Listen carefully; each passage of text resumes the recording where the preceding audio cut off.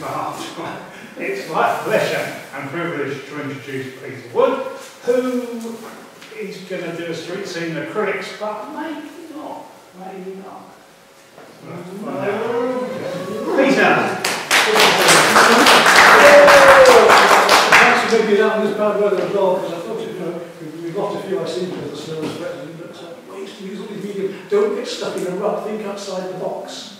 And how you can use these different ways and techniques to that. We'll look at you can use of resin, building up textures, cheaper ways of doing things. This, for instance, I've got there for the sandwiches. Don't go buying expensive stay wet pallets. Stay wet pallets, all you want is a plastic sandwich box, 2 layers of paper towels, 1 layer of greaseproof paper. Wet that, and with the lid on, they'll stay wet up to 6 months or so. No trouble at all. To the texture effects like that, grasses and mosses. And then there's different, not really the whole hostel usually, all sorts. These are the painter brushes. Now, these stiffer brushes are more useful for something like the texture I'm going to show you, because they'll take a very tear. And you can do big landscapes this way, street scenes, all sorts. And what I do is I build the whole thing up, like these areas here in the background. Give a lovely texture, you can get almost like a glaze over it. Because the sponge mold will allow that texture with the sponge and with the canvas. And then I just pick out all the details at the end, very loosely. So it's hard to believe you can do all that, even that detail with the sponge roller. Acrylic inks are much stronger, much more vibrant. And this is acrylic ink and pastel, no China pencil. Again, more looser watercolour, big brush watercolour, wet into wet. Thinking out first, probably watercolour is more of a battle than any other way of painting. You've got to plan your battle ahead. You've got to think, where are the lights going to be? Tonight, with the acrylic, we're not worry so much because we can put darks over lights, we can put lights over darks. Here, unless you're going to paint back in with gouache, or you're going to put some acrylic on, you've got to think your lights out first. The little areas of masking are done there, then I'll go very loosely into that. This is painted with the Russian watercolours, as is this one. They're much heavier and much darker, right? Because lovely vibrant darks. But I can't get recently, the last couple of weeks doing a series of snow scenes, you saw one there, mixed medium, another one here, and this one is entitled Snow is Not White. Because snow isn't, if it's white, it's going to be reflecting colour, so if you've got shadows, in each shadow there's going to be a colour. And every colour has to be hue, every colour goes warm and cool. I love this guy, he was a good bloke. But it's warm and cool, so even the yellows, yellow, lemon yellow, I'll show you in the palette here. Lemon yellow will be a cool, and cadmium yellow will be a warm. Cool, ice, warm, fire. Okay? So if you look at this here, let's see if we can pour out now. Cool, warm, cool, warm. And then we've got the purples and the reds, where we get a crossover, because purple is a cool red, but it's also a warm blue. It's a red blue, but it's a cool blue red. So we've got the crossover there. But every single colour, that's a warm blue, that's a cool blue again. We've got those to work, as well as the circle and the complementary. You want a reasonable drawing for that, unless you're pretty good. Because if you have a bad drawing and you paint loosely in it, it gets worse. It exaggerates the bad things. So if you have a reasonable drawing without the to fill these shapes in, just like jigsaw, it's like painting my numbers almost. As long as I keep those colours going correctly one to another, don't finish one bit. Forget what things are, we're just going to paint about the colours that are out there, merging one to another, and everything's just going to appear. It's like magic, it's great. Painting, suddenly the painting just, I'm almost done, it's just there. Then you're in control, and you can decide when to finish. You can decide how much detail. There's a technique I do in watercolour, which was taught to me by a New Zealand artist, and he paints the salient points first in the watercolour, not at the end. Totally the opposite of what he's supposed to do. And then he paints very loosely around everything and across it. It works really well. There are exceptions to every rule. Big brush, let's see what size am I going to need. Start with the large brush, start with watercolour. The standard rule is start with the big brushes, finish with the small. Same with this, unless I was doing with that technique where I said we'll do the salient points first. I will always start with my larger brushes. For this size painting, I don't need them that huge, I think I'll get away with a ½ inch on this straight away. The heavy bodies, so I'm going to take some light magenta at the minute, a little touch of cadmium yellow, brush thick, and literally slab it on. I'm just going to dab it on, really heavily slab it on.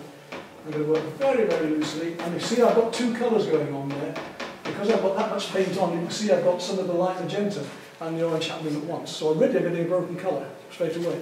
Loose. I'm not going to try and blend it in and finish it. I'm going to work very loosely and use controlled accident as with watercolour. Controlled accident. It sounds like a dichotomy, doesn't it? But it works.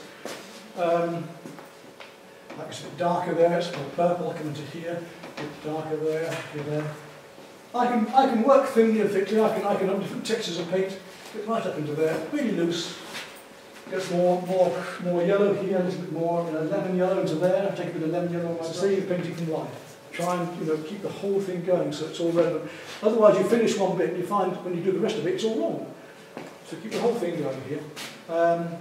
Straight down now we've got a nice deep grey there. I'm going to take some cobalt now, a little bit of pink, magenta, a touch of that into it, a little bit lighter, a little bit more warm, a little bit more magenta, let's look at that there. Look at that lovely blue grey we've got. Straight up in here, these brushes will take it, I'll slap it in here. I'd like to be a bit thicker really, but there's a time I've just got to plough on here. Where it goes warmer here. I'd be known to just go quiet in a demo. People go, Pete, you're still there. But I just get involved in the painting and enjoy it so much. You should always be enjoying what you're doing and not worrying about it. Look at it a bit warm as it comes around here. I can add paint in whenever I want, so I'm coming around quite warm in that little bit there. I'll add a little bit more magenta to that. Just to warm it up. Now, again, the beauty of the Filberts, all the flats, is that we can use them edge on, or we can use them flat on. So I can use them flatly like this to make a big area, or I can put a little bit more water before I even come to using fine brushes. And I can use them quite finely. As I say, it's not really a big enough painting to show you how to use the sponge bobbles tonight, just see how things go. All I want to do at the moment is get the canvas covered. I want to get rid of this white canvas as fast as possible. There's a lovely blue-grey going on down there, let's take that. There's no one right way to work. I like to be able to use the best medium and method for the subject. So when the subject comes up, it's a very dour Scottish sky with the rain coming down, wet into wet watercolour with a limited palette's great. If I want a really bright, vibrant scene, then the acrylics are fine, and so on. I choose the medium, and I don't want to limit myself. And how this blue now that I'm going to put some cerulean blue into here, and how that will play against the green and make it that warm right there. Let's look up here at these trees. That same grey I was doing earlier. A bit of purple, a bit of brown. With the rollers, when you're using them, if you work this way from the mid-tones outwards, you don't have to wash the roller between colours. It's only when you get about 3/4 of the way through that you actually find you'll need to wash the roller. When you go from, say, totally white or light to a darker, or dark to light, you might have to use it then. But so I'm going to get this now. Excuse me, could you raise your voice a little bit while I'm just muttering about tea. I'm saying, you're going to get the tea, so I'm not going to let you yet. I'm going to get a bit more. I've got another 5 minutes yet. I can do a lot in 5 minutes. On the top there. Do you never start on a coloured canvas? Yes. Yes, I think what would be an example of that. It is very nice to have a bright red, for instance, for a landscape, or even magenta. It's lovely to have those colours coming through. And in fact, Constable was quite advanced on that, because many of his paintings, you'll notice, if you look at the studies especially, the branches aren't brown branches painted in. They're brown branches left behind from the background undercoat, and he's painting the light colours around the outside. So, but yeah, I love to have colours showing through, and it gives a whole new dimension to a painting. So really, at the moment, it's just hard work. I've got to just get rid of all of this white canvas before I can really start to paint and enjoy it. I think it's the last quarter or third of the painting that really is the enjoyable part. This is fun, but I don't really get going until I get rid of all of this white and that's what I'm doing.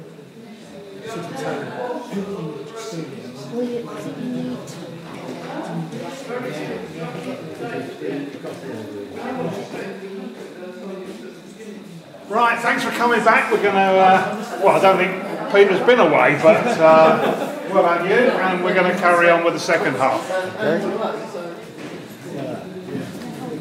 So I've worked up my mid-tones, and I'm actually almost ready to go down to my highlights, which is when things are really going to start standing out here. what I'm doing at the moment is just filling in with some big greys here and there. I'm putting them in approximately the right shape so I can tighten up later. And to start getting pure in the colours as I go on, and I'm going to put a bit more stronger magenta into here now to the shadow of the face.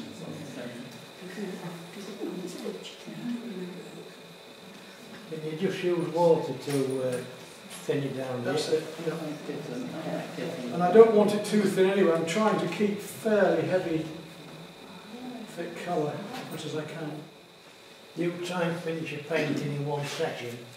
I usually do, yeah. It Depends what I'm doing. I mean, occasionally at home, if it's a very big one, I'll come back to it later, but normally I manage to get things done. Do you have any problem if you left it 3 weeks to get the paint that you're applying to I've never needed to do that.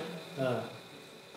At this stage, it's nice because I'm starting to paint with light. It's no longer paint. This is now light. So I feel like I'm actually painting the light in.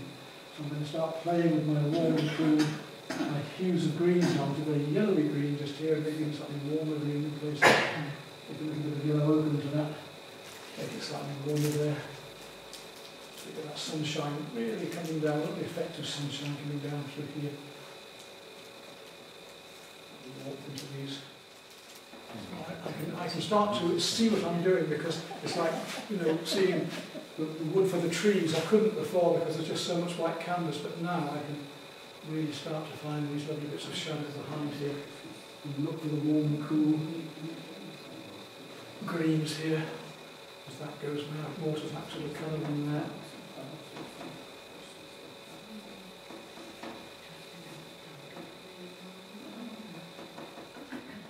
Now I can start to play the rough against the smooth as well. So we've got this against this colour going on behind as well as the warm and cool. We're painting the negative shapes. We're not just painting the light shapes on top, I'm now starting to paint around forms. So here I want to bring out these heads. Let's come back onto this and start to bring out those shapes by putting darks, like watercolour, around. I'm not going to paint all these chair legs in detail, I'm just going to indicate them here. And as long as they are in approximately the right place, like for instance, I'll take the edge of the brush and we'll just indicate a chair here against that light. So just tip of the brush, a couple of strokes like that, and a bit of chair. Keep them simple, don't start trying to... If, you know, these brush strokes are the same brush strokes, they're the same. I'm not treating anything else differently, or it sounded like a sore thumb. I remember I get asked to do crits at times, and I don't do crits, I do positive assessments. I'll go to an art club and you'll show me your work, and I will find everything I can, first of all, in it, however bad they are. But I find, there's no bad in it, I find all the good points, because teaching is confidence. If you've got the person's confidence, if they trust you and they believe in you, you give them more confidence, it's a compound interest, and then it really takes off, and you have a trust between each other. And I will look at the good, and then at the end of it all, I'll say, but it's only my opinion, which it is, because my opinion is different to yours. You might not like this, somebody else might like it. You know, art is such a personal thing. In my opinion, it could be improved by, it's in my opinion. And in this particular case, lovely landscape, and this dog had been painted in afterwards, and it looked like it was stuck on with a bit of paper, you know, because it had been painted in totally, you know, a different way. It had been treated as if it was in too much detail, and so the picture now, it's like this, the jigsaw method I was saying, we're now just starting to see a picture. It's just starting to appear, and the more I pick up on these details, the more fun this is going to be, and the more you're going to see what it is. And don't paint along things all the time. It seems strange, if you're painting an arm, don't paint... For instance, we had a very interesting sky going on, a huge sky, and it was flat. If you use your brush strokes in perspective, you're going to have a much more interesting sky going in. If you've got sand going back and you use your brush strokes, you see I've gone across things in these paintings. There's very little where I'm following direction, or I'm using textures, or I use little marks. So here, I'm coming to her here, with this warmth on the arm, I can go along it to a degree, but I also want to have little marks that come around the form. Don't start painting hands with fingers and make a block form and you don't even need to do anything else. What's a sketch? And I often think sketches are an excuse for a bad drawing, don't you? If you look at some of the famous artists in the past, if you can make one or two lines say everything. I mean, Giacometti's an opposite. You get Giacometti and wire lines everywhere. But if you get somebody who just paints a few marks that say everything, that to me is... And when you make a mark with a pencil, you make a mark with a brush, make that mark about what you were painting. So when I made those marks about the leaf, I was making marks about the leaf. When I'm making marks about the chairs, I'm making marks about it. With a pencil, don't draw a tram line around something. If the edge is a broken, rusty edge, make a broken, rusty line. If it's a light and dark, lost and found edge, do that. And then with your linear work, you'll have form. But no amount of shading will make a bad linear drawing, a tram line drawing, have shape, because you've killed it already. So you can make a drawing just with tone and no line at all. If you're going to use line, then make sure that those marks, like this mark here, make sure that these marks are about what's going on behind here. A bit more on the... I'm going to go down the brush now. I've got to go down the brush. Now, I'd be very tempted to just keep to the flats. What I'm going to do, while I've got them here, I do what I want to do.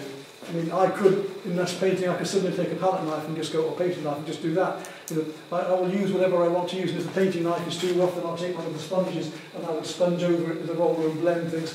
It's got to be exploratory, it's got to be... of course, when I get home, I'll probably refine it a bit more. I may not do it, but if I start painting light now, immediately things change. So I've done my midtones, and all I've got to do now is put these lights into the right places, in the right shapes, and everything should start to make sense.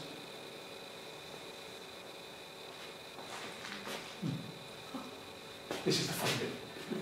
This is when I can really enjoy a painting. Up here, this hat. And it goes a bit warmer in a minute, we'll just bring you to that hat round. And the hat appears. Behind her here, there's a bit of white's important, we'll bring that out. There's a cut going on here.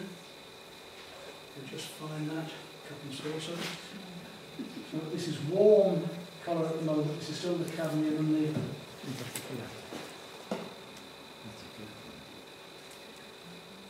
Table comes around, underneath her hand here, a little bit above, another teacup there.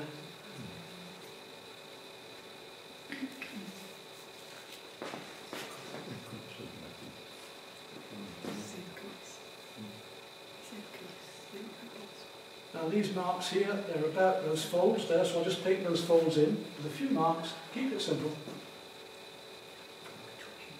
Around the outside of the chair arm here, and below the chair arm there, and suddenly that chair arm starts to come out because we've found it, we found the lost and found edge.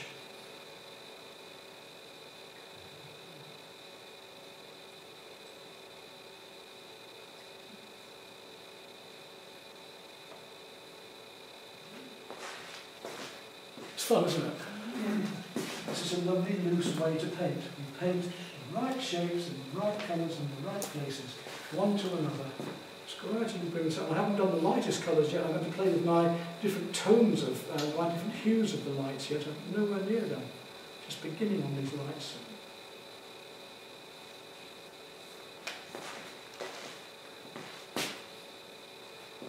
But it's the joy, it's the fun. It's not being worried, it's taking a risk, it's...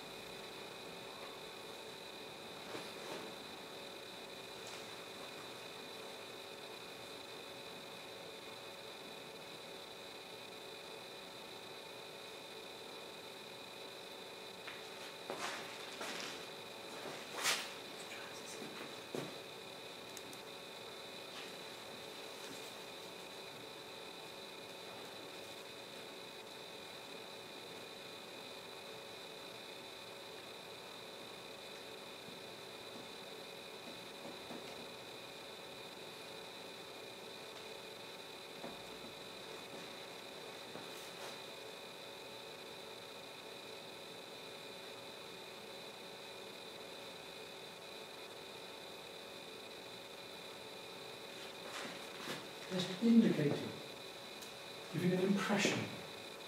I am an impressionist, so I'm painting an impression here.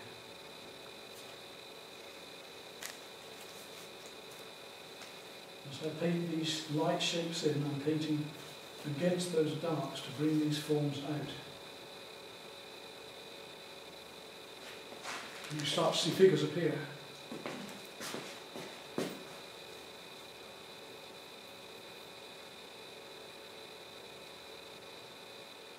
I've got your attention now, nice, good.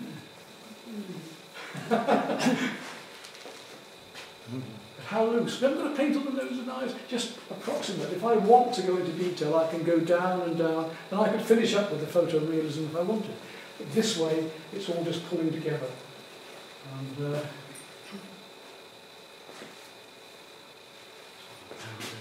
right, now deliberately I'm going to make a much cooler yellow. I'm going to take some lemon yellow, and I'm going to put some very light blue against this in a moment to show you just what will happen when we play like the sea in that painting down there, where I've played one light colour of each hue against each other, so we've got the pinks against the blues against the... This is a much lighter yellow now.